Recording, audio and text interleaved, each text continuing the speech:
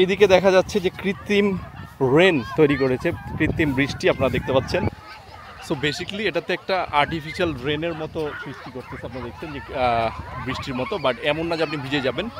বাষ্পটাকে হালকা ঠান্ডা করতেছে, কুল করতেছে, এবং বাচ্চাদের জন্য এটা খুব ভালো, তারা উপভোগ করতেছে। আনাইজা, তুমি যাবে? তুমি মজা পাচ্ছ? যাবে? ও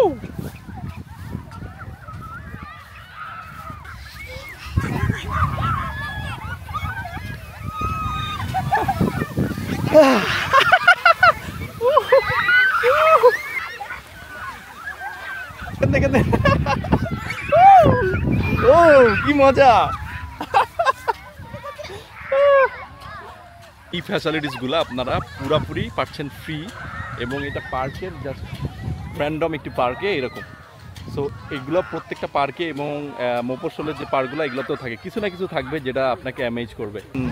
ট্যাক্স দিয়ে খুব গালিগালাজ করি যে অনেক ট্যাক্স নেয় জাপানে, বাট এই ফ্যাসিলিটিসগুলো অটোমেটিক যেখানে যাবেন এরকম পাবেন। মানে আপনার যেটা যেখানে দরকার ওটা ওইখানে অলরেডি ওরা করে রেখেছে, এবং উইথ সেফটি, এমন না যে করে রেখে উদাও হয়ে গেছে। সো বাচ্চা পালার জন্য Japan is the best place in the world in terms of safety and medical services.